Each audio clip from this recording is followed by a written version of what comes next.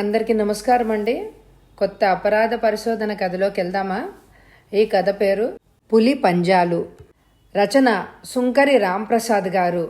ఒక అడవిలో పులి మనుషుల్ని చంపుతూ ఉంటుంది.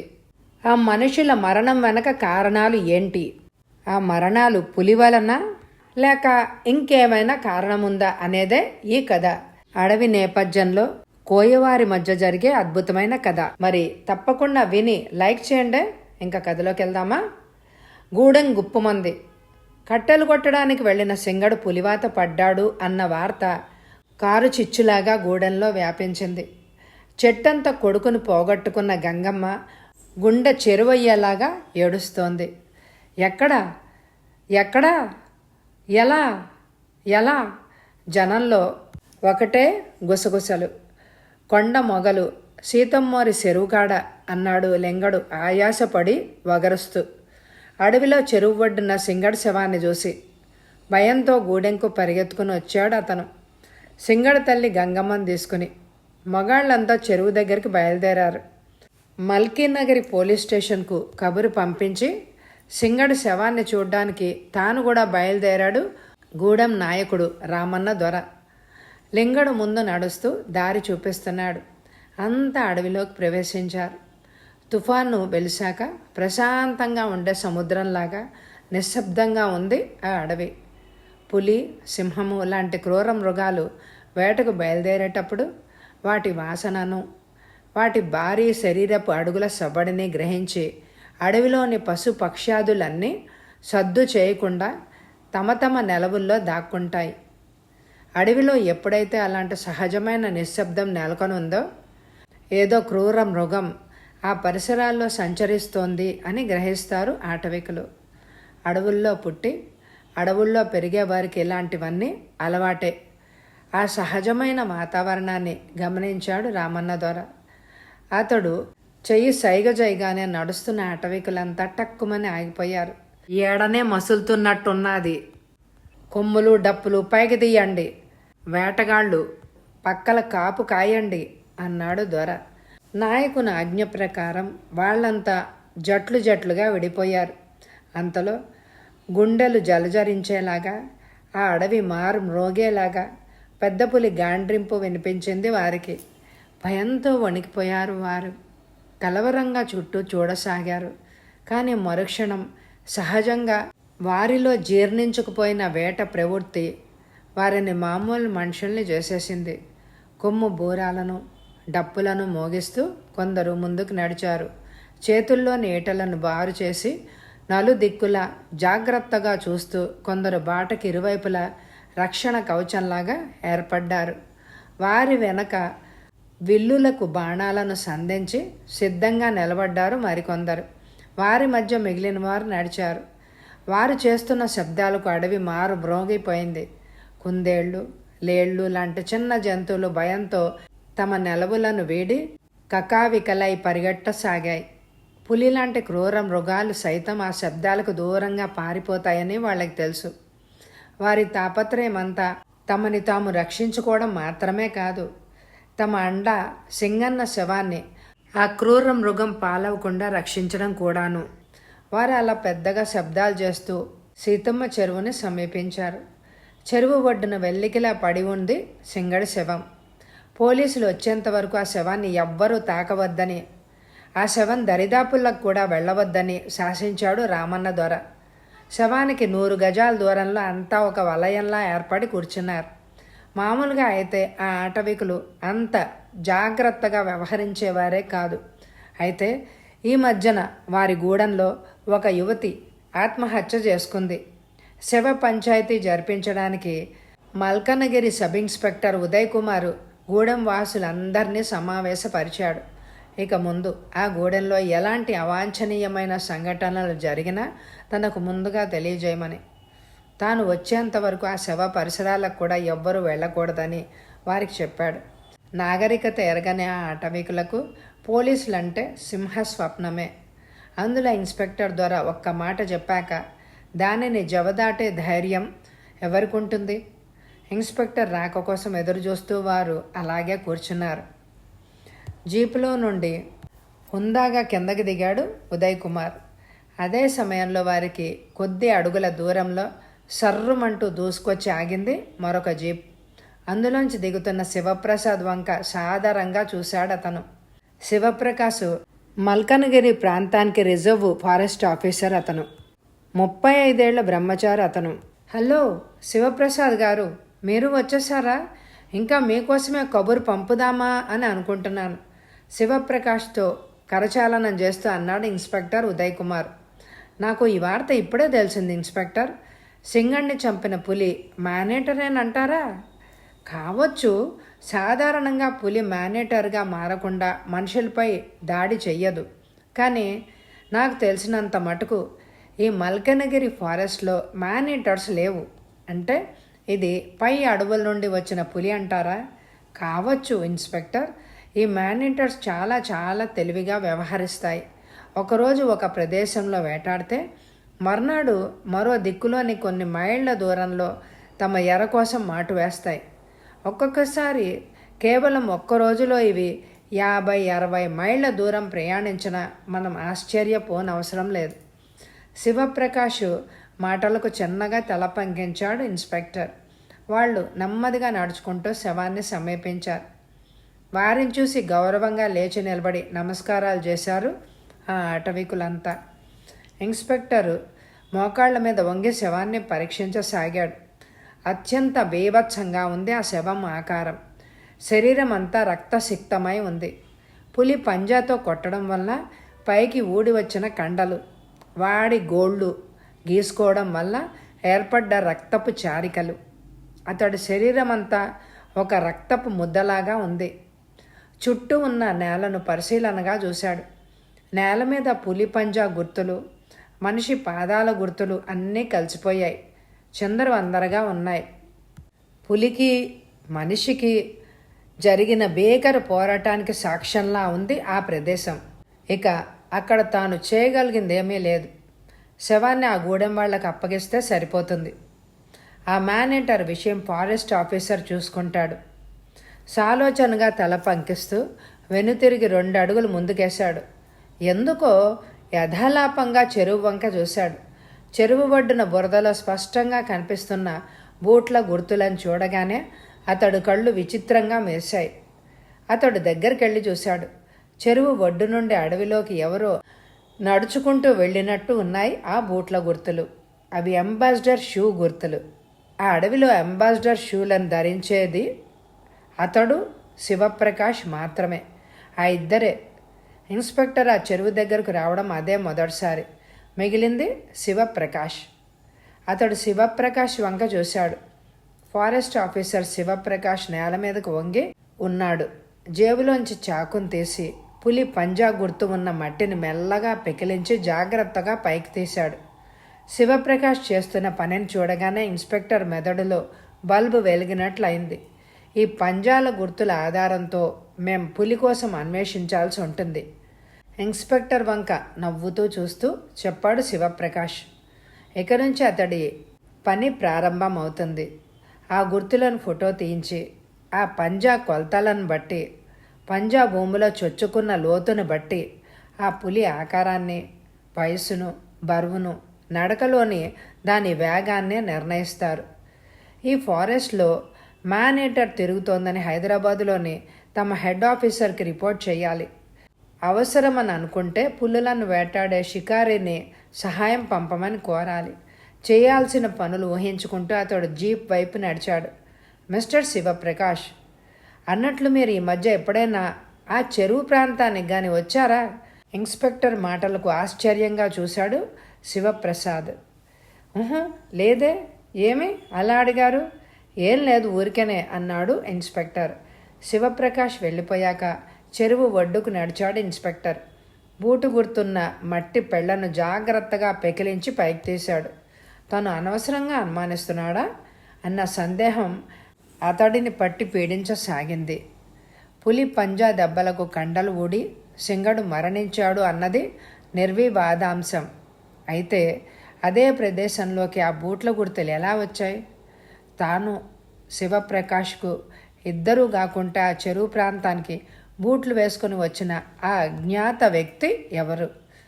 పంజాల గుర్తులతో పులిని అన్వేషించడానికి బయలుదేరాడు శివప్రకాష్. ఈ బూట్ల గుర్తులతో ఆ అజ్ఞాన వ్యక్తి కోసం తను అన్వేషణ సాగించాలా? ఎడతెగని ఆలోచనలతో ముందుకు నడిచాడు అతను. దారిలో అతడికి శివప్రకాష్ బూట్ల గుర్తులు కనిపించాయి. తన చేతిలోని మట్టి పెళ్లపై ఉన్న గుర్తులతో పోల్చి చూశాడు. ఆ 2 గుర్తులు ఒకటి కావు. అవి వేరువేరు డిజైన్లను కలిగి ఉన్నాయి. అయితే వాటి మీద సైజు మాత్రం ఒకటే. అయితే కేవలం కాలిబూటి సైజు ఒకటైనంత మాత్రాన ఎవరినైనా అనుమానించడం తెలివి తక్కువ అని అతడికి తెలుసు. అయినా శివప్రకాష్ లాంటి ఆఫీసర్కి అబద్ధాలు ఆడాల్సిన పనేంటి? అతడు గూడెం మనుషులను సమీపించాడు. అంతవరకు వారంతా అక్కడే చేతులు కట్టుకొని నిలబడి ఉన్నారు. శవాన్ని ముందుగా చూసింది ఎవరు? వారి వంక సూటిగా చూస్తూ అడిగాడు అతను. నేనే దొర అంటూ లింగడు ముందుకొచ్చాడు. అడవిలో కొండ వార కట్టెలు కొడుతుండా దొర. ఇంతలో మేక కూత వినిపించింది. భయంతో లగెత్తిన సీతమ్మరి చెడుకాడ సింగణ్ణి చూసిన. రక్తపు ముద్దలాగా ఉన్నాడు. చచ్చిపడున్నాడు. గూడెంకు లగెత్తి దొరకు చెప్పేసిన. గంతే దొర. లింగడు వెళ్ళమన్నట్టు సైగ చేసి రామన్న దొరవైపు చూశాడు ఇన్స్పెక్టర్. సింగణ్ణి చివరిసారిగా ఎవరు చూశారో చెప్పగలవా దొర? అతని సందేహమల్లా ఒకటే. ఆ ప్రదేశంలో బూట్ల గుర్తులు ఉన్నాయి అంటే అక్కడికి ఎవరో నాగరికుడే వచ్చి ఉండాలి. బహుశా మరణానికి ముందు సింగడు అతన్ని కలుసుకొని ఉండాలి. ఎవరో తెలియని ఒక నాగరికుడితో ఒక ఆటవికుడు ఎందుకు కలుస్తాడు? వాళ్ళిద్దరి మధ్య ఏదో రహస్య సంబంధం ఉండాలి. ఏమిటై ఉంటుందది? ఒకవేళ తనకు తెలియకుండా గంజాయి లాంటి మత్తుమందుల వ్యాపారం ఏమైనా రహస్యంగా జరుగుతోందా? అదేదో తేల్చుకోవాలనుంది అతనికి. నిన్న రేత్రి గూడెంలో జాతర జరిగింది దొర. అడవి దొర, అదే ఫారెస్ట్ ఆఫీసర్ కూడా వచ్చిండు. కాళీతో తెల్లార్లు ఆడిండు పాడిండు. మా సింగడు ఎండ దొర రాకముందే అడవికి పోయిండు. కాళీ ఎవరు దొర? రామన్న దొర మాటలకు అడ్డొచ్చి అడిగాడు ఇన్స్పెక్టర్. మా గూడాన కూనే దొర. అడవి దొర ఇంట వంట చేసుద్ది. సింగడంటే దానికి పేనం, పెట్ట, పుంజు. మా మంచి జోడీలే దొర అన్నాడు రామన్న దొర. సింగడు ఎవరైనా పట్నవాసపు మనుషులతో తిరుగుతూ ఉండేవాడా? సాలోచనగా అన్నాడు అతను. లేదు దొర, ఆడెప్పుడు అడవి దొర ఇంటనే ఉండేవాడు. కాళీకి ఆడికి జోడీ కుదిరింది ఆడనే. ఇంకా అడగడానికి అతనికేం తోచలేదు. రామన్న దొరను శవాన్ని తీసుకొని వెళ్ళిపోమని చెప్పి అతడు జీప్ దగ్గరికి నడిచాడు. ఎర్రని ధూళిని రేపుకుంటూ జీపు ముందుకు కదిలింది. అతడి మస్తిష్కం నిండా ఏవో ఆలోచనలు. కాళీ పనిచేస్తున్నది ఫారెస్ట్ ఆఫీసర్ శివప్రకాష్ ఇంట్లోనే. చనిపోయిన సింగడు ఎక్కువగా తిరిగేది ఫారెస్ట్ ఆఫీస్లోనే. మరణ స్థలంలో కనిపించిన బూటుకాలి ముద్ర సరిగ్గా శివప్రకాష్ బూటుకాలి సైజుదే, కాకుంటే డిజైన్ వేరు. అది ఇంకొక బూటిదే అయి ఉండొచ్చు. అతడు సింగడు మరణాన్ని గురించి ఆలోచించడం లేదు. సింగడి గత జీవితాన్ని గురించి ఆలోచిస్తున్నాడు. సింగడి గతంలో ఏదో చిక్కుముడి ఉంది. ఆ ముడికి లింక్ ఏమిటో శివప్రకాష్ దగ్గరే ఉండాలి అని అతడికి బలంగా తోచసాగింది. Police jeep గూడాన్ని సమీపించింది. కాళీ అంటే నువ్వేనా? తనెదురుగా నిలబడి ఉన్న 18 ఏళ్ల యువతి వంక చూస్తూ అడిగాడు ఇన్స్పెక్టర్. నిండైన యవ్వనంలో మిసమిసలాడిపోతోంది. ఒకసారి చూస్తే కళ్ళు తిప్పుకోలేని అందం ఆమెది. కట్టులో, బొట్టులో, మాట తీరులో నాగరిక లక్షణాలు కొద్దిగా కనిపిస్తున్నాయి ఆ యువతిలో. అవునన్నట్టు తలాడించింది ఆమె. సింగడు నీవు ప్రేమించుకున్నారా? ఆ ప్రశ్నతో అంతవరకు అదిమి పెట్టుకున్న దుఃఖం వెల్లువలాగా ఆమెలో నుండి పైకి వచ్చింది. అరచేతుల్లో ముఖాన్ని దాచుకుని వెక్కి వెక్కి ఏడవసాగింది. 2 నిమిషాల సేపు ఆమెను అలాగే ఏడవనిచ్చాడు అతను. ఆ పరిస్థితిలో ఆమెను ఆపే ప్రయత్నం చేస్తే ఆమె దుఃఖం రెట్టింపు అవుతుందని అతడికి తెలుసు. సరిగ్గా 2 నిమిషాల తర్వాత గ్లాస్ నిండా నీళ్లు పోసి ఆమెకు అందించాడు. ఆమె నీళ్లను తాగి కాస్త స్థిమితపడ్డాక ఆమెను అనునయంగా ఇలా అడిగాడు. చూడమ్మా కాళీ, సింగడికి ఎవరో పట్నవాసులతో పరిచయం ఉండే తీరాలి. ఆ విషయం నీకేమన్నా తెలుసా? లేదు దొరా, నా ఎరికలో సింగడు నేస్తంగా తిరిగింది మా ఆఫీసర్ గారితోటే. ఒక్క రేతరి సింగడు దొరగారితో బంగ్లాల్లోనే నిద్రపోయేవాడు. వీళ్ళిద్దరికీ ఎంతటి స్నేహం ఏంటా అని గూడెం వాళ్ళంతా నివ్వరబోయేవాళ్ళు. అలాంటిది ఈ మధ్యన వాళ్ళిద్దరికీ బడిసి కొట్టింది. ఏ ఎందుకని ఆత్రంగా అడిగాడు తను. నా మూలంగానే దొర, నాపై కన్నేసిండు దొర. ఓ రోజు నా చెయ్యి పట్టిండు, నాపై మనసైందంట. నేను అవునంటే నన్ను రాణిని చేస్తానన్నాడు. నేను సింగడికి మనసిచ్చానని చెప్పి తప్పించుకున్నాను. ఆ వెనక సింగడికి దొరకి గొడవైనాదంట. సింగడు చెప్పినాడు. నిన్న రాత్రి జాతరకు దొర వచ్చిండు. వచ్చి తనతో ఆడమన్నాడు. నేను వల్లనన్నాను. సింగడితో ఆడుతున్న నన్ను చూసి మండిపడుతూ వెళ్ళిపోయాడు దొర. ఈ విషయం మీ నాయకుడికి తెలుసా? లేదు దొర, ఈ రగడ మా ముగ్గురి మధ్య ఉండాది. మూడో కంటికి ఎరగలేదు. కేసు మంచి మలుపు తిరిగిందని అనుకున్నాడు ఇన్స్పెక్టర్. సింగడు ఇంకా ఏమైనా చెప్పాడా కాళీ? చెప్పిండు దొర, నన్ను మరిసిపోమ్మని, లేకుంటే ప్రాణం తీస్తానని సింగడిని బెదిరించాడంట దొర. ఇన్స్పెక్టర్ సాలోచనగా తల పంకించాడు. జీప్లో నుంచి కిందకి దిగాడు శివప్రకాష్. అతడి చేతిలో డబుల్ బ్యారర్ గన్ ఉంది. అడవిలోకి వెళ్ళేటప్పుడు ఎప్పుడూ గన్ దగ్గరే ఉంచుకుంటాడు అతను. ఆ ప్రాంతంలో ఎక్కడో పులి గర్జన విన్నామని చెప్పారు కట్టల కోసం అడవికి వెళ్ళిన గూడెం వాళ్ళు. ఆ వార్త అందిన మరుక్షణం హుటాహుటిన జీప్ మీద బయలుదేరాడు అతను. అది మానిటర్ అని, మామూలు పులుల కన్నా చాలా తెలివిగా ప్రవర్తిస్తుందని అతనికి తెలుసు. అతడు చుట్టూ ఒకసారి పరికించి చూశాడు. తర్వాత ఏపుగా పెరిగిన దుబ్బులు పొదలకు దూరంగా నడవసాగాడు. అంతలో అతడికి సమీపంలో పొదలు ఒక్కసారిగా కదలసాగాయి. ఏదో పెద్ద జంతువు నడుస్తున్నట్టు అలికిడైంది. నడుస్తున్న వాడల్లా చటుక్కున ఆగిపోయాడు అతను. చేతిలోని డబల్ బ్యారర్ గన్ను ఆ పొదవైపు గురిపెట్టాడు. అదే సమయంలో దూరంగా గుండెలు జలజరించేలాగా పులి గర్జన వినిపించింది. ఒక్క క్షణం అతడు తడబడ్డాడు. అదే సమయంలో పొదలను చీల్చుకొని అతడి కళ్ళ ముందు నుండే పరిగెత్తుకుంటూ పారిపోయింది ఒక పెద్ద అడవి పంది. అతడింకా ఆ పులి గర్జన వినడం వలన ఏర్పడిన షాక్లోనే ఉన్నాడు. కనీసం ట్రిగర్ కూడా నొక్కలేదు అతడు. పులి గాండ్రింపు వినవచ్చిన దిక్కు వేగంగా పరిగెత్తాడు అతను. ఒక చోట నేల మీద పులి పంజా గుర్తులు కనిపించాయి అతనికి. వాటిని చూడగానే జేబులోంచి ఆత్రంగా ఒక కాగితాన్ని తీశాడు. సింగడి శవం దగ్గర లభించిన పులి పంజా గుర్తులు ఆ కాగితం మీద ఉన్నాయి. ఆ రెండిటిని పోల్చి చూశాడు. సందేహం లేదు, ఆ రెండు పంజాల గుర్తులు ఒకటే. సో సింగడిని చంపిన మానిటర్ ఇంకా ఇక్కడే తిరుగాడుతుందన్నమాట. అతడు ఆ పంజా జాడలను అనుసరిస్తూ ముందుకు నడిచాడు. మట్టిలో పులి పంజాల గుర్తులు చాలా స్పష్టంగా కనిపిస్తున్నాయి. తుపాకీని చేతిలో పట్టుకుని చుట్టూ పరీక్షగా చూస్తూ ఒక్కొక్క అడుగే ముందుకు వేస్తున్నాడు అతను. అయితే తనకు కొన్ని అడుగుల దూరంలో తనను కబళించడానికి మృత్యువులాగా ఎదురుచూస్తున్న ఊబిని అతడు గమనించలేదు. కానీ అందులో అతడు తప్పేం లేదు. నిజానికి అది ఊబిలాగా లేదు, ఎండు టాకులు రాలిన మామూలు నేలలాగా ఉంది. అతడు ఒక్కొక్క అడుగు ముందుకేస్తున్నాడు. దూరంగా చెట్టుచాటు నుంచి ఒక జత కళ్ళు అతని వంక ఆత్రంగా చూస్తున్నాయి. తన 6వ ప్రాణం మరణానికి కారకుడైన ఆ నీచుడి చావును కళ్ళారా చూడ్డానికి ఆ కళ్ళు ఆతృత పడుతున్నాయి. 1, 2, 3 అంతే. 4వ అడుగు సరిగ్గా ఊబిలోనే పడింది. మొదటి అడుగు పడగానే సర్రున్న బురదలోకి జారాడు అతను. మోకాళ్ల వరకు ఆ ఊబిలో కూరుకుపోయిన అతడు మరి కాలు కదపలేకపోయాడు. తన శరీరం నెమ్మదిగా బురదలో కూరుకుపోతుంటే నిస్సహాయంగా చుట్టూ చూశాడు. రక్షించండి అంటూ అతడు అరిచిన అరుపు ఆ నిర్జనారణ్యంలో ప్రతిధ్వనించింది. అప్పటికే నడుం వరకు ఊబిలో కూరుకుపోయాడు అతను. ఇక తన చావు తప్పదు అనుకున్నాడు అతను. చివరి ప్రయత్నంగా చేతిలోని తుపాకీని గాల్లోకి 2 సార్లు పేల్చాడు.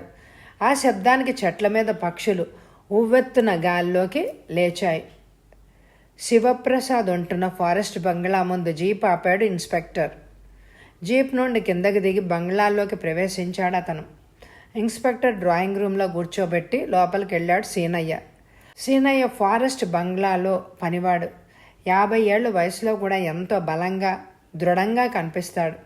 పుట్టింది గూడెంలోనైనా చిన్నతనం నుండి ఫారెస్ట్ ఆఫీసర్ల దగ్గర పనిచేయడం వల్ల అతనిలో నాగరికత లక్షణాలు కనిపిస్తున్నాయి. సీనయ్యను చూసిన వెంటనే అతడిని ఎక్కడో చూసినట్టు అనిపించింది ఇన్స్పెక్టర్కు. 5 నిమిషాల తర్వాత గుర్తుకు వచ్చింది అతడికి సీనయ్యను ఎక్కడ చూసింది.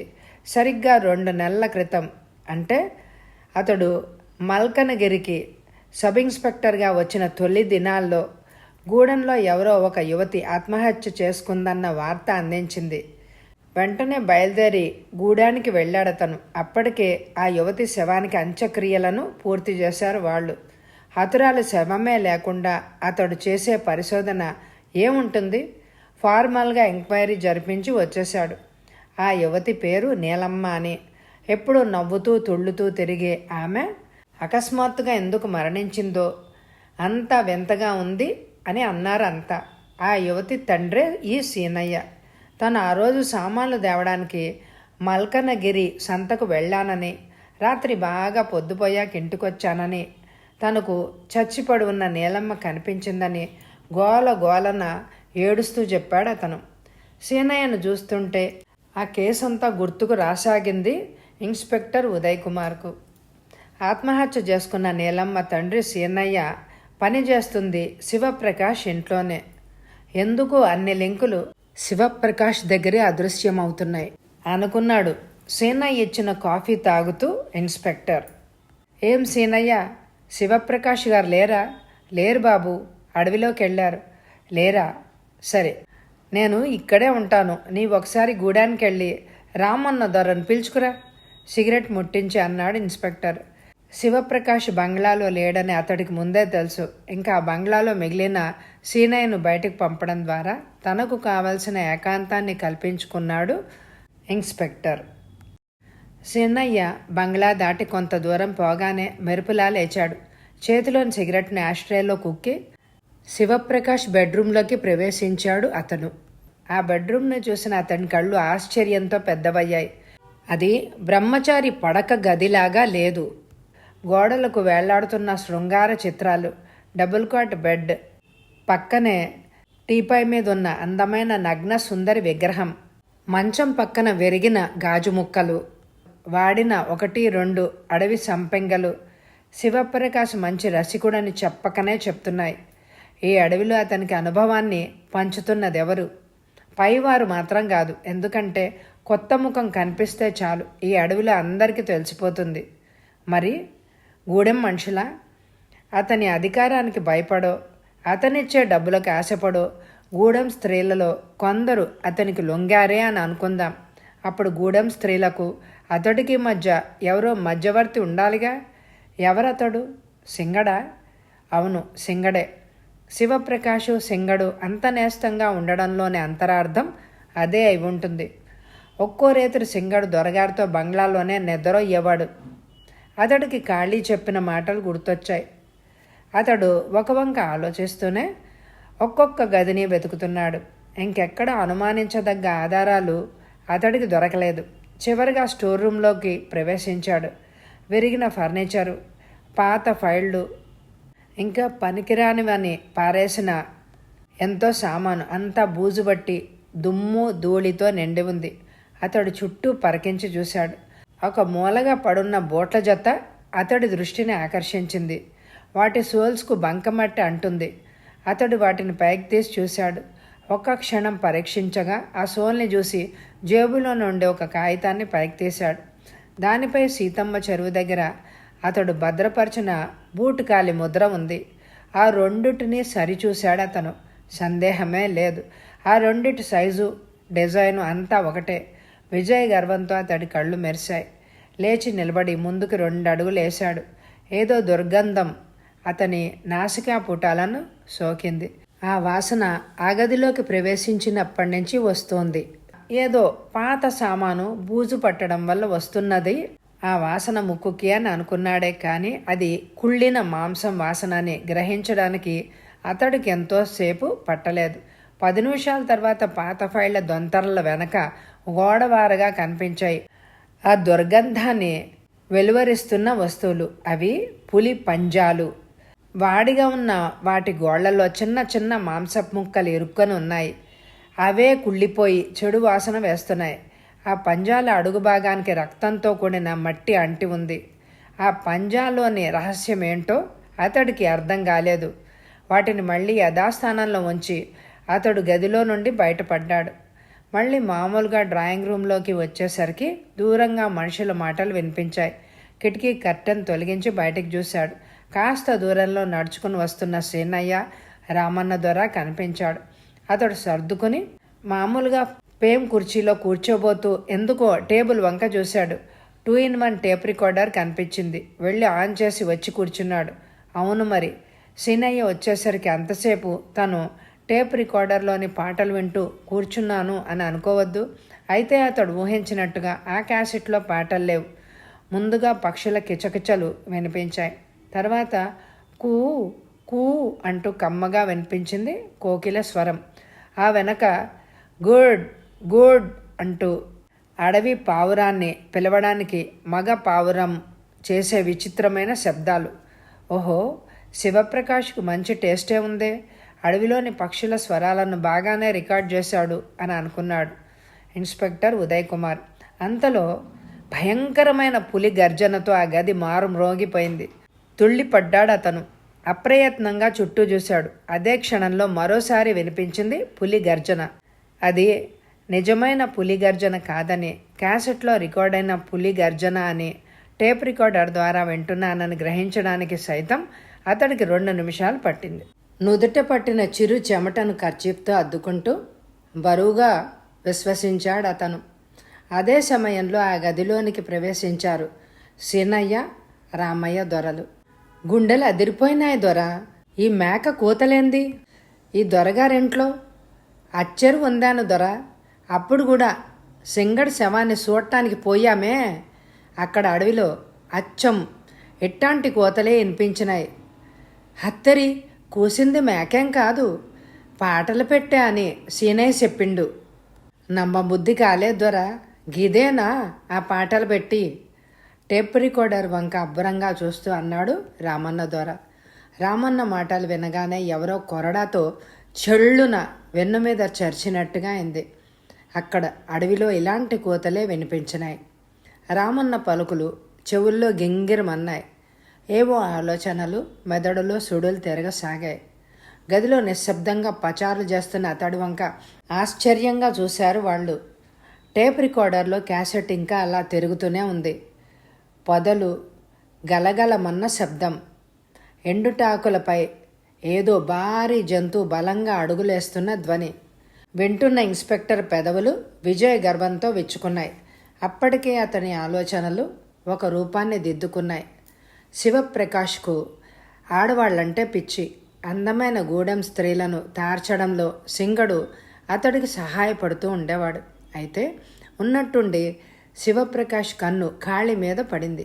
కానీ త్వరలో తను పెళ్లి చేసుకోబోతున్న కాళిని శివప్రకాష్కు అప్పగించడానికి సింగడు అంగీకరించలేదు. దానితో వాళ్ళిద్దరి మధ్య ఘర్షణ పెరిగింది. తన దారికి అడ్డు తప్పుకొని మర్యాదగా కాళిని అప్పగించకపోతే ప్రాణాలు తీస్తానని బెదిరించాడు శివప్రకాష్. కానీ సింగడు లొంగలేదు. ఆ రోజు రాత్రి జాతరలో తనను కాదని కాళి సింగడితో నాట్యం చేయడంతో అతడి కోపం తారాస్థాయికి చేరుకుంది. మర్నాడు ఉదయం కట్టెలు కొట్టడానికి వెళ్ళిన సింగడిని చంపి సీతమ్మ చెరువు దగ్గర పారేశాడు. తన దగ్గరున్న పులి పంజాలతో అతడు శరీరాన్ని చీల్చి చెండాడాడు. ఎంతో నేర్పుగా నేల మీద ఆ పంజా గుర్తులను వేసి పులి సింగడిని చంపినట్టు అందరినీ నమ్మించాడు.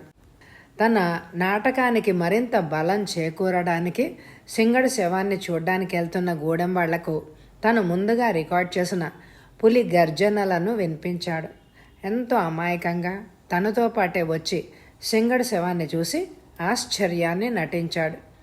Shivprakash, really you are a genius అనుకున్నాడు ఇన్స్పెక్టర్. తన ఆలోచనల్లో ఎక్కడైనా లోపం ఉందేమోనని మరోసారి తర్కించుకున్నాడు. అంతా కరెక్ట్గా ఉంది అని అనిపించాక సీనయ్య వంక తిరిగి ఒకే ఒక ప్రశ్న అడిగాడు. శివప్రకాష్ స్త్రీ లోలుడు కదా? జవాబు చెప్పలేక సీనయ్య తలదించుకున్నాడు. అతడి మౌనం అంగీకారమని తెలుసు అతడికి. అతడు చిరునవ్వు చిందిస్తూ బయటికి నడిచాడు. తనని పిలిచినట్టే పిలిచి మాట మంతి లేకుండా వెళ్ళిపోతున్న ఇన్స్పెక్టర్ వంక ఆశ్చర్యంగా చూశాడు కోయదొర రామన్న. జీపు శరవేగంగా అడవి వైపు దూసుకుపోయింది. జీప్ మీద వెళ్తున్న ఇన్స్పెక్టర్కు పరిగెడుతూ వచ్చింది కాళీ. ఆమెను చూసి జీపుని ఆపాడు. ఆయాసంతో వగరుస్తోంది ఆమె. మీకోసమే వస్తుండా దొరా, మీరు బంగ్లా కాడున్నారని తెలిసి లగత్తి వస్తున్నా. ఏం జరిగింది కాళీ? ఇవాళ పొద్దున్నే ఆఫీసర్ బాబు నన్ను కలిసిండు. తన మాట కాదని తనకు ఎదురు నిలిచిన సింగడేమయ్యాడో తెలిసింది కదా. ఎకనైనా తనకు లొంగిపోమ్మని నన్ను బెదిరించిండు. ఆమె వంక చూసి చిన్నగా నవ్వాడు. భయం లేదులే కాళీ, ఈ రోజుతో శివప్రకాష్ ఆట కట్టు అన్నాడు అతడు జీప్ స్టార్ట్ చేస్తూ. మేనేటర్ను వెంటాడుతూ శివప్రకాష్ అడవిలోకి వెళ్ళాడని తెలిసింది అతనికి. నిజమైన మేనేటర్ అయిన నిన్ను వేటాడడానికి నేను కూడా అడవిలోకి వస్తున్నాను శివప్రకాష్. యాక్సిలేటర్ను కాలుతో బలంగా నొక్కుతూ అనుకున్నాడు అతను. అయితే అతడు శివప్రకాష్ కోసం ఎంతో దూరం వెళ్ళనవసరం లేకుండానే పోయింది. దారిలోనే అతడికి ఫారెస్ట్ జీప్ ఎదురైంది. అతడు జీప్ను ఆపి కిందకు దిగాడు. ఒంటి నిండా బురదతో సీటు మీద నిస్త్రాణగా వాలిపోయి ఉన్నాడు శివప్రకాష్. అతన్ని ఆ స్థితిలో చూసేసరికి అతడికి మూర్ఛ వచ్చినంత పనైంది. వాట్ హ్యాపెండ్ శివప్రకాష్ అన్నాడు ఆత్రంగా. అడవిలో పులి పంజా గుర్తులను అనుసరిస్తూ తన ఊబిలో ఎలా చిక్కుకున్నది లో గొంతుకులో లేని ఓపికను తెచ్చుకుని నెమ్మదిగా చెప్పాడు శివప్రకాష్. మరి ఆ ఊబిలో నుంచి ఎలా తప్పించుకున్నావు? ఆశ్చర్యంగానే అడిగాడు. ఆ ప్రశ్నకు సమాధానం జీపును డ్రైవ్ చేస్తున్న ఫారెస్ట్ గార్డు చెప్పాడు. పులి గర్జన వినిపించిన దిక్కుగా అడవిలోకి ఆఫీసర్ గారు ఒంటరిగా వెళ్ళారు అని తెలిసింది నాకు. వెంటనే రైఫిల్ తీసుకుని నేను కూడా బయలుదేరాను. అయితే ఆయన జీప్ మీద వెళ్ళడం చేత నేను ఆ స్థలం చేరడానికి చాలా సమయమే పట్టింది. తీరా నేను అక్కడికి వెళ్ళేసరికి అక్కడ ఆగి ఉన్న జీప్ కనిపించింది. ఆఫీసర్ గారు మాత్రం ఎక్కడా కనిపించలేదు. ఏం చేయాలో నాకేం తోచలేదు. అంతలో 2 సార్లు తుపాకీ పేల్చిన శబ్దం వినిపించింది. కానీ పలుకురాయి ఉండడం చేత ఆ ధ్వని అరణ్యంలోని 4 దిక్కుల నుంచి వినిపించింది. ఏ దిక్కుకని పరిగెత్తను? అంతలో ఒక చోట ఆకాశంలో ఉవ్వెత్తున పైకి లేచిన పక్షుల సమూహం కనిపించింది. బహుశా శబ్దం ఆ దిక్కు నుండే వచ్చి ఉంటుందని అనుకున్నాను నేను. వెంటనే ఆ దిక్కు వంక సూటిగా పరిగెత్తాను.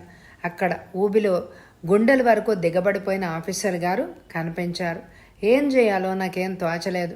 తాడు కానీ పొడవైన కర్ర కానీ ఏమీ సమయానికి దొరకలేదు. ఎలా ఆయన్ని రక్షించాలి? అంతలో సరిగ్గా ఊబిపైన కాస్త కిందకు వాలిన చెట్టుకొమ్మ నా దృష్టిని ఆకర్షించింది. మరుక్షణము తాత్సారం చేయకుండా చెట్టు మీదకు ఎగబ్రాకాను. పైనున్న కొమ్మను గట్టిగా 2 చేతులతో పట్టుకొని కాళ్లతో కిందనున్న కొమ్మను బలంగా కిందకు ఉంచాను. ఆయన అప్పటికే భుజాల వరకు దిగబడిపోయారు. అయితే ఆయన చేసిన తెలివైన పని ఏమిటి అంటే 2 చేతులను పైకి ఎత్తి ఉంచడం. కిందకు వాలిన కొమ్మను ఆయన గట్టిగా చేతులతో పట్టుకున్నారు. మరుక్షణం అంతవరకు ఆ కొమ్మను కిందకి అదిమి పెట్టి ఉంచిన నా కాళ్లను పైకి ఎత్తేశాను. వెదురును బాగా కిందకు ఉంచి ఒక్కసారిగా వదిలితే ఎలా స్ప్రింగులాగా పైకి లేచి వస్తుందో అలాగే ఆ కొమ్మ కూడా అంతే ఫోర్స్తో పైకి లేచింది. కొమ్మతో పాటు పైకి లేచిన ఆఫీసర్ గారి చేయిని పట్టుకొని లేవదీశాను. కళ్లకు కట్టినట్టు ఆ సన్నివేశాన్ని వర్ణించాడు ఆ గార్డు. వారు చెప్పిందంతా వినేసరికి ఇన్స్పెక్టర్కు మతిపోయింది. పులి పంజా గుర్తులను అనుసరిస్తూ ఊబిలో చిక్కుకొని ఉంటాడు శివప్రకాష్. అదే నిజమైతే పులి కూడా ఆ ఊబిలో చిక్కుకొనే ఉండాలి. అతడు సాలోచనగా వారి వంక చూశాడు. మరి పులి అన్నాడతను అనుమానంగా. అదే చిత్రం. ఆ తర్వాత ఎంత గాలించినా అక్కడ పులి పంజా గుర్తులు కనిపించలేదు. సరిగ్గా ఆ ఊబి దగ్గరే అదృశ్యమయ్యాయి అన్నాడు గార్డు. మీరు ఆ ఊబిని గమనించలేదా శివప్రకాష్? లేదు ఇన్స్పెక్టర్, అది ఊబిలాగా లేదు. బురద నేల. ఆ పైకి కనిపించకుండా ఎవరో పైన మట్టిని చల్లినట్టుగా ఉంది. ఆ పైన దట్టంగా ఎండుటాకులు దాని మీద పరుచున్నాయి. అతడు వంక నమ్మలేనట్టుగా చూశాడు ఇన్స్పెక్టర్. అంటే ఏ పులి పంజా గుర్తుతో సింగడ హత్యను శివప్రకాశ్ దారి మళ్లించి ప్రమాదంగా చూపించాడో అవే పులిపంజా గుర్తులతో శివప్రకాష్నే తప్పుదారి పట్టించి చంపబోయారా? అదే నిజమైతే ఎవరా హంతకుడు? శివప్రకాష్ మీద జరిగిన ఈ హత్యా ప్రయత్నానికి కారణం సింగడి హత్యే అయితే సింగడి మరణానికి శివప్రకాష్ మీద పగ తీర్చుకోవడానికి ఎవరు ప్రయత్నిస్తారు? ఒకే ఒక్కరికి ఆ అవకాశం ఉంది, అది కాళీ. కానీ కాళీ ఎంతకు తెగించింది అంటే నమ్మబుద్ధి కావడం లేదు అతడికి. కానీ టేప్ రికార్డర్ను ఆపరేట్ చేసి పులి గర్జనను వినిపించేసే అవకాశం ఆ ఇంట్లో పనిచేస్తున్న కాళీ ఒక్కదానికే ఉంది. ఆలోచనలతో అతడి తల తిరిగిపోతున్నట్లుగా అనిపించసాగింది. ఎక్కడికో పోతోంది కేస్ అని అనుకున్నాడు అతను. జీప్ను రివర్స్ చేసి వెనక్కు పోనిచ్చాడు. ఈ హత్యలు మిస్టరీని ఛేదించాలి అంటే శివప్రకాష్పై తనకున్న అనుమానాన్ని బయట పెట్టకూడదు అని అనుకున్నాడు. అపరాధికి ఇంకో అవకాశం ఇవ్వాలి. తనకేమీ తెలియనట్టే ఊరుకున్నాడు. హంతకుడే ఇంకో ప్రయత్నం చేస్తాడు. ఆ ప్రయత్నంలో హంతకుణ్ణి రెడ్ హ్యాండెడ్గా పట్టుకోవాలి. అది అతడి ఆలోచన. రాత్రి తొలిజాము గడిచింది. అమావాస్య దాటిన తొలి రోజులు కావడంతో చంద్రుడు గుడ్డి కాంతులీనుతున్నాడు. వెన్నెల లేనివేళ వన్నెలు మాకెందుకు అన్నట్లు చుక్కలు కూడా చిన్నబోతున్నాయి. ఆ మసక చీకట్లో గూడాన్ని దాటి నెమ్మదిగా అడవిలోకి ప్రవేశించింది ఒక ఆకారం. ఎండుటాకుల మీద పాదాలు పడినప్పుడల్లా సన్నగా చప్పుడవుతోంది. ఆ చప్పుడులో ఆమె కాలి అందెల మ్రోత కలిసిపోతోంది. నల్లని కురులను పైకి ఎగ్గదువ్వి కొప్పుగా మడిచింది ఆమె. ఆ మసక వెలుతురులో సైతం ఆ కొప్పులో మడిచిన చురకత్తులు చంద్రవంకల్లాగా మెరుస్తున్నాయి. ఆమె వడివడిగా నడుస్తోంది. ఆమె వెనకే నల్లని కంబళి తలనిండా కప్పుకొని వస్తున్నాడు ఇన్స్పెక్టర్. తనను ఎవరైనా వెన్నాడుతున్నారేమో అన్న ఆలోచన కూడా లేనట్టుంది ఆమెకు. నడుస్తున్న ఆమె ఒక చోట ఆగింది. అక్కడ పెద్ద పెద్ద మద్ది చెట్లు ఉన్నాయి. ఆమె చేతులను ఆడించి గాజులను గలగలలాడించింది. సమీపంలో ఉన్న ఒక మద్ది చెట్టు చాటు నుంచి ఒక పురుషాకారం పైకొచ్చింది. తెల్లని పైజమా, లాల్చీ ధరించాడతను. అతడు శివప్రకాష్, ఆమె కాళీ. వచ్చావా కాళీ? రా. రెండు చేతులను చాపి ఆమెను కౌగిల్లోకి ఆహ్వానించాడు అతను. మీరంతగా ఇదవుతుంటే రాకుండా ఉండగలనా దొరా? అతడి కౌగిలిలో గొవ్వలాగా ఒదిగిపోతూ అంది ఆమె. మరి ఈ తుప్పల్లో ఈ తిప్పలెందుకు కాళీ? హాయిగా మన బంగ్లాకే పోవచ్చుగా అన్నాడతను ఆమెను కౌగిలిలో నలిపేస్తూ. గుట్టు రట్టయిపోతే ప్రాణం పోదు అందామె. వాళ్ళిద్దరినీ ఆ స్థితిలో చూస్తుంటే ఇన్స్పెక్టర్కి మతిపోసాగింది. ఇది కళ నిజమా అన్న అనుమానం పీడించసాగింది అతడిని. కాళీ బలమైన అవయవాలు తనను మత్తుగా ఒత్తుగా తాకుతూ ఉంటే అనిర్వచనీయమైన ఆనందంతో ఒళ్ళు మర్చిపోయాడు శివప్రకాష్. అతడి వంక ఓరగా చూసింది ఆమె. మెల్లగా చేతులను పైకి లేపింది. అలా చేతులు లేపడంలో మరింత స్వేచ్ఛగా తన ఛాతీకి హత్తుకున్న ఆమె గుండెల గట్టితనం అతడిని వివసుణ్ణి చేసింది. ఆమె మెడను తమకంగా పెదవులతో రాస్తూ ఆమెను బల్లిలా కరుచుకుపోయాడు అతను. అతడు అలా మైమార్చి ఉన్న క్షణంలో రెండు చేతులను కొప్పు మీదకు చేర్చింది ఆమె. రెండు చేతులతో చటాలున రెండు చురకత్తులను పైకి లాగింది. ఆమె చెయ్యబోతున్న పనేంటో గ్రహించేసరికి ఇన్స్పెక్టర్కు మెడ మీద చీమలు పాకినట్టు అయింది. కాళీ ఆగు అంటూ గట్టిగా అరిచాడు. అతడి గొంతు ఆ నిశ్శబ్ద నిశీధిలో ప్రతిధ్వనించింది. అతడు మరుక్షణం ఆలస్యం చేసుంటే ఆమె చేతుల్లోని రెండు చురకత్తులు శివప్రకాష్ వెన్నులో నుండి దూసుకుపోయి ఉండేవి. ఇన్స్పెక్టర్ కేక వినగానే ఆమె ఒక్క క్షణం బెత్తరపోయింది. ఉలిక్కిపడ్డ శివప్రకాష్ విసురుగా ఆమె కౌగిలి నుంచి విడిపడ్డాడు. ఎదురుగా రెండు చేతుల్లోనూ రెండు కత్తులను పట్టుకొని అపర కాళికలాగా నిలబడ్డ కాళీని చూసి నిశ్చేష్టుడైపోయాడు. ఏంటిది కాళీ అన్నాడు తడబడుతున్న గొంతుకుతో. పగ దొరా, పగ. నీకు తెలుసు కదా, పేనానికి పేనం, రక్తానికి రక్తం బదులు తీసుకునే జాతి మాది.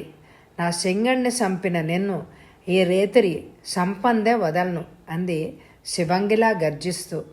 నేను సింగణ్ణి చంపడం ఏంటి కాళీ? అన్నాడతను ఆశ్చర్యంగా. అబద్ధాలు చెప్పబోకు దొర, నాకు తెలుసు. సింగణ్ణి నీవే చంపావు. సీనయ్య తాత చెప్పిండు. సీనయ్య? అతడు నివ్వరబోయాడు. అదే సమయంలో ఆ అడవిని వణికిస్తున్న భయంకరమైన పులి గర్జన వినిపించింది. ఒక్క క్షణం వాళ్ళిద్దరూ చిగురు టాకుల్లాగా వణికిపోయారు. సమీపంలోని పొదలు ఒక్కసారి గలగలలాడాయి. మరోసారి ప్రళయ భీకరంగా వినిపించిన పులి గర్జనకు వారు భయంతో వణిగిపోతూ చెరో దిక్కుకు పారిపోయారు. అది నిజమైన పులి గర్జన కాదని టేప్ రికార్డర్ ద్వారా వినిపిస్తున్న రికార్డెడ్ క్యాసెట్ అని తెలిసిన ఇన్స్పెక్టర్ ముందుకు ఉరికాడు. పారిపోబోతున్న ఖాళీ చెయ్యిని ఒడిసి పట్టుకున్నాడు. ఆమె అతడి వంక నివ్వరబోయి చూసింది. అతడి మెదడు శరవేగంగా ఆలోచించసాగింది. శివప్రకాశ్, ఖాళీ ఇద్దరూ కాకుంటే టేప్ రికార్డర్ వాడే అవకాశం ఎవరికుంది? సీనయ్య తాత చెప్పిండు అన్న ఖాళీ మాటలు గుర్తొచ్చాయి. అవును, సందేహమేం లేదు, సీనయ్యే అనుకున్నాడు అతను. అంతలో వారికి శివప్రకాశ్ చావు కేక వినిపించింది. మెరుపులాటు పరిగెత్తాడు. కంఠనాళాలు తెగిపోయి రక్తం వరదలు కడుతూ ఉంటే మరణ వేదనతో కాళ్ళు చేతులు కొట్టుకుంటున్నాడు శివప్రకాష్. అతని కంఠంపైన పులి పంజాల గుర్తులు స్పష్టంగా కనిపిస్తున్నాయి. అతడు ఇంకా ఎంతోసేపు బ్రతకడు అని అర్థమైపోయింది. సీనయ్యే ఈ హత్య చేశాడన్నది తెలుస్తూనే ఉంది. కానీ ఎందుకు చేసినట్టు? సింగణ్ణి, శివప్రకాష్ను ఇద్దరిని హత్య చేశాడు అంటే వాళ్ళిద్దరూ కలిసి అతడికి చేసిన ద్రోహం ఏదో ఉండే ఉంటుంది. ఏమిటా ద్రోహం? అకస్మాత్తుగా ఆత్మహత్య చేసుకున్న సీనయ్య కూతురు నీలమ్మ స్మృతి పథంలో మెదిలింది అతడికి. యస్, సందేహమేమీ లేదు, అదే అయి ఉంటుంది. అతడు చావు బ్రతుకుల మధ్య కొట్టుమిట్టాడుతున్న శివప్రకాశ్ వంక చూస్తూ అడిగాడు, నీలమ్మను నువ్వు సెంగడు కలిసి చెరిచారు కదూ? శివప్రకాష్ ఒక్క క్షణం బాధగా కళ్ళు మూసుకున్నాడు. తర్వాత అవును అన్నట్టు తెల్లాడించాడు. ఒక గొప్ప రహస్యాన్ని సాధించానన్న తృప్తితో ఇన్స్పెక్టర్ ఉదయ్ కుమార్ కళ్ళు జ్యోతుల్లాగా వెలిగిపోతున్నాయి. శివప్రకాష్ని చూస్తూ ఉండమని ఖాళీకి చెప్పి అసలు హంతకుడు సీనయ్యను బంధించడానికి బయలుదేరాడు అతడు. ముగింపు. సీనయ్య తన నేరాన్ని ఒప్పుకొని చట్టానికి లొంగిపోయాడు. ఆ రోజు రాత్రి నేను సంత నుండి వచ్చానేమోనని కనుక్కోవడానికి బంగ్లాకి వెళ్ళింది నా ఒక్కగానొక్క కూతురు నీలమ్మ. అప్పుడే విరిసిన మల్లెమొగ్గ లాంటి నా నీలమ్మను ఆ రాక్షసులిద్దరూ దారుణంగా చెరిచారు. ఆ అవమానాన్ని భరించలేక గన్నేరు పప్పు తిని ఆత్మహత్య చేసుకుంది నా నీలమ్మ. ప్రాణానికి ప్రాణం తీయడమే ధర్మమని భావించే జాతి మాది. అందుకే ఆ కామాంధులను వేటాడి చంపాను. ముందు సింగణ్ణి చంపి ఆ నేరాన్ని శివప్రకాష్ మీదకి వేశాను. మీకు అతడి మీద అనుమానం రావడానికే చెరువు ఒడ్డున అతని బూట్ల ముద్రలను వేశాను. హంతకుడుగా అతడు ఉరికమ్మం ఎక్కుతుంటే చూడాలి అని అనుకున్నాను. ఇంకో పక్క ఎందుకైనా మంచిదని నా ప్రయత్నాలు నేను చేస్తూనే ఉన్నాను. ఓబి నుండి తప్పించుకున్నాడు. ఈసారి ఖాళీని ప్రయోగించాను. ఒకవేళ ఖాళీ నుండి కూడా తప్పించుకోగలిగితే పులి పంజాలు ఉండనే ఉన్నాయి.